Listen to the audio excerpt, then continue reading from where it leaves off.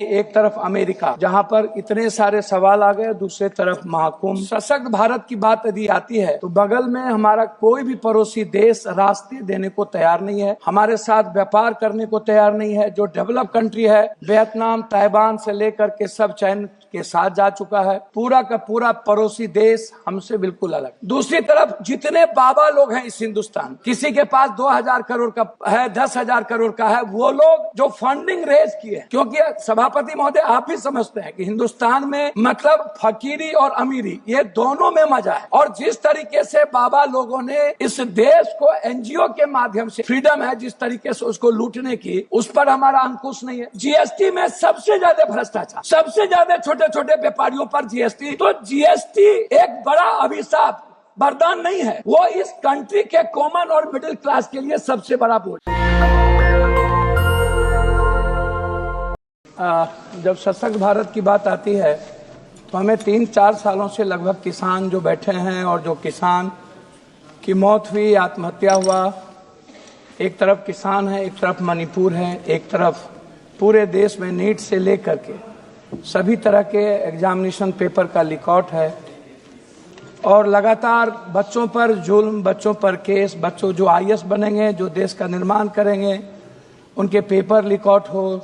आज़ाद हिंदुस्तान के बाद हमारे मजबूत प्रधानमंत्री हैं, लेकिन जब हम सोचते हैं इस देश के इन सारे मुद्दों को, तब मुझे लगता है कि एक तरफ अमेरिका जहां पर इतने सारे सवाल आ गए, दूसरे तरफ महाकुंभ, जहां पर आज़ाद हिंदुस्तान के बाद नेहरू जी के समय में जब 848 मात्र बजट थी, तब नेहरू जी ने जिन बातों के उल्लेख किया था, और उसके बाद लगातार हर 12 सालों के बाद महाकुंभ, और आज इतने सशक्त प्रधानमंत्री के रहते हुए क्या प्रधानमंत्री को बदनाम करने की कोशिश किसी राज्य के बड़ी ताकतवर लोग कर रहे हैं, या सनातन के प्रति इनका सम्मान नहीं। तो सशक्त भारत की बात यदि आती है तो बगल में हमारा कोई भी पड़ोसी देश रास्ते देने को तैयार नहीं है, हमारे साथ व्यापार करने को तैयार नहीं है। जो डेवलप कंट्री है, वियतनाम, ताइवान से लेकर के सब चाइना के साथ जा चुका है। भूटान के सारे मंत्री चाइना में बैठे रहते हैं, और हमारा पूरा का पूरा पड़ोसी देश हमसे बिल्कुल अलग है। मैं याद दिलाऊंगा, 2-3 million people living India every year, 8 lakh के लगभग। जब हमारे इतने सशक्त और 11 बार बजट पेश हुआ तो 8 से 9 लाख लगभग professional like see under threats of agencies possible brain draining. मैं नो रिलैक्सेशन और tax reason more than 30% people ITR in old scheme discouraging investment and saving. आप जब देखेंगे मानवर, मैं 3 लाख सबसे ज्यादा कर्ज आप उठा करके देखिए कि इस भारत पे लगभग 2024 में भारत पर विदेशी कर्ज 711.8 अरब डॉलर, मतलब 1,96 लगभग करोड़ का हम पर कर्ज है। जो यह कर्ज क्या भारत चुका सकता है? तो मेरा आग्रह सभापति महोदय आपसे है, इस हिंदुस्तान में 3 चीज पर कभी भी मूल्यांकन नहीं हुआ। एक है जितने मंदिर, गुरुद्वारे, चर्च, मस्जिद हैं, हम एक मंदिर की बात करें, गुरुद्वारा और चर्च और मस्जिद की बात छोड़ दें तो 3.5 से 4 लाख करोड़ रुपया एक मंदिर में डिपॉजिट है। गुरुद्वारे अलग है, अन्य मंदिर अलग है, अन्य चीज अलग है। क्या हम उस पैसे पर जो जिस कर्ज है आज, क्या हमारा वित्त मंत्री उस पैसे पर कोई निगरानी नहीं रखता? क्या उस पर कोई टैक्सेस की बात नहीं आती? 2 दिन का खाना खिला करके क्या हम उसको पूरी फ्रीडम दे देंगे? दूसरी तरफ जितने बाबा लोग हैं इस हिंदुस्तान में, किसी के पास 2000 करोड़ का है, 10,000 करोड़ का है, वो लोग जो फंडिंग रेज किए हैं, उनको जिस तरीके से अकूट, आप यदि मैं सब बाबा का नाम नहीं ले पाऊंगा, क्योंकि सभापति महोदय आप भी समझते हैं कि हिंदुस्तान में मतलब फकीरी और अमीरी ये दोनों में मजा है। और जिस तरीके से बाबा लोगों ने इस देश को एनजीओ के माध्यम से, एनजीओ भी है लगभग 33 लाख करोड़, तो एनजीओ का क्या कारण है कि एनजीओ पर किसी भी तरह का टैक्सेस या हमारे गवर्नमेंट का रिलैक्सेशन फ्रीडम है जिस तरीके से उसको लूटने की, उस पर हमारा अंकुश नहीं है। दूसरा है CSR फंड।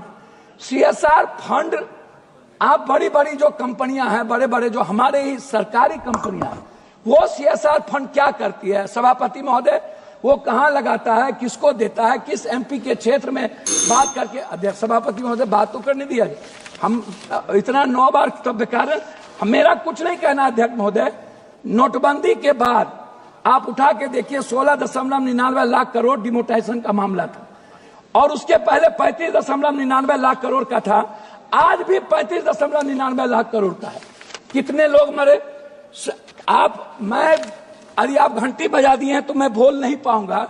मेरा सिर्फ रिक्वेस्ट आपसे इतने है अध्यक्ष महोदय, मैं सब कुछ रख देता हूं, मैं आता हूं हेल्थ और एजुकेशन पे, मैं वहां रख दूं, ठीक है, मैं आता हूं हेल्थ और एजुकेशन पर। अध्यक्ष महोदय आपसे हमें आप एक बात बताइए कि इस बजट में हेल्थ पर अल्ट्रासाउंड, CT स्कैन, MRI या मिडिल क्लासेस के लिए आप यदि सभी पर GST 28% GST लगभग सीमेंट पर, आप एजुकेशन पर पूरा GST लगाए हुए हैं, पेंसिल पर, कलम पर, दवात पर, किताब पर, बच्चे पढ़ पाएंगे। अध्यक्ष महोदय, सभापति महोदय, मैं आपसे बहुत क्लियर आग्रह करना चाहूंगा, हमको एजुकेशन, सबसे ज्यादा गरीबी भ्रष्टाचार से है। भ्रष्टाचार के समाधान पर हम कभी इस हिंदुस्तान में, इस सदन में चर्चा सही तरीके से नहीं कर पाते। उसका समाधान क्या होगा, उसका सोल्यूशन। GST में सबसे ज्यादा भ्रष्टाचार, सबसे ज्यादा छोटे छोटे व्यापारियों पर GST।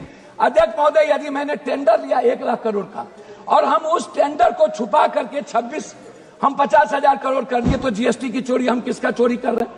तो GST एक बड़ा अभिशाप, वरदान नहीं है, वो इस कंट्री के कॉमन और मिडिल क्लास के लिए सबसे बड़ा बोझ है। आप इसको उठा के सर देख लीजिए, एक है किचन पर आप GST डाल दिए हैं, आप हेल्थ पर GST। हेल्थ के इंफ्रास्ट्रक्चर के लिए हमारे बजट में होना चाहिए कि मिडिल क्लास जितने बिलो ऑफ पॉवर्टी लाइन, हम अध्यक्ष महोदय, मैं सिर्फ अपनी बात करके खत्म करूं, बिलो ऑफ पॉवर्टी लाइन जितने गरीब लोग हैं या मिडिल क्लास के बच्चे हैं जो एजुकेशन नहीं पढ़ पाते हैं, 10th क्लास जाते जाते लगभग 78-72% बच्चे ड्रॉप आउट हो जाता है। फिर 12th क्लास जाते जाते बच्चे लगभग 58% ड्रॉप आउट हो जाता है, नहीं पढ़ पाता है। हम उस बच्चे को, अच्छा, कोचिंग के लिए कोई व्यवस्था हम नहीं दे पाते हैं लगातार। नहीं, मैं आग्रह करूंगा अध्यक्ष महोदय, अंत में आप जब इतनी बार कर रहे हैं, मेरा आग्रह है कि बिहार में बार बार एक चर्चा होती है मखान दुनिया में सबसे ज्यादा पूर्णिया में होता है, मेरे कंस्टिट्यूएंसी, और कटिहार में होता है, वर्ल्ड उससे ज्यादा मखान कहीं नहीं है। सीमांचल, कोसी, मिथिला का एक भाग जो मधुबनी है। हम बार मखान की जो बात आती है, सर मखान का प्रोसेसिंग नहीं कोई जानता है। मखान फैक्ट्री की बात हमने किया, मखान का हमने प्रोडक्शन की बात की, हमने बाजार की बात की, हमने कहा 10 फैक्ट्री, आप उसमें भी राजनीति कर रहे हैं। हम कोसी की बात नहीं करते हैं सर, 3 हिस्सा नदी से जुड़ा हुआ है। मैं लास्ट कर रहा हूं अध्यक्ष महोदय, भीमनगर बैरेज हो या फरक्का बैरेज, हम गंगा है, कमला है, महानंदा एक्सप्रेसवे है, गंडक है, 3 हिस्सा बाढ़ से हम प्रभावित हैं।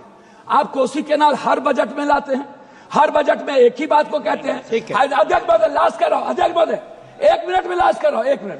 अध्यक्ष महोदय, मैं अंत में आपसे ये बात कहना चाहूंगा, हाई डैम बहुत महत्वपूर्ण है। दूसरी बात कहूंगा कि स्मार्ट सिटी, पूर्णिया के बारे में थी, कटिहार की चर्चा थी, आ रहा हूं अध्यक्ष महोदय। तीसरी तरफ है हमारा, मेरी बात सर सुन लीजिए, मेट्रो। अध्यक्ष जी लास्ट कर रहा हूं, मेट्रो में पूर्णिया, कटिहार जो हमारा इलाका है कितना महत्वपूर्ण है। लास्ट कर रहा हूं अध्यक्ष जी, बस लास्ट कर रहा हूं। मेट्रो अध्यक्ष जी लास्ट आधा मिनट। नेशनल दस्तक की आपसे गुजारिश है कि अगर इसको बचाना चाहते हैं तो नेशनल दस्तक को सब्सक्राइब करने के लिए रेड कलर के सब्सक्राइब बटन को दबाएं, फिर बेल आइकन की घंटी दबाएं। नेशनल दस्तक को बचाने के लिए बहुत जरूरी है कि हर खबर को शेयर करें, लाइक करें, कमेंट जरूर करें।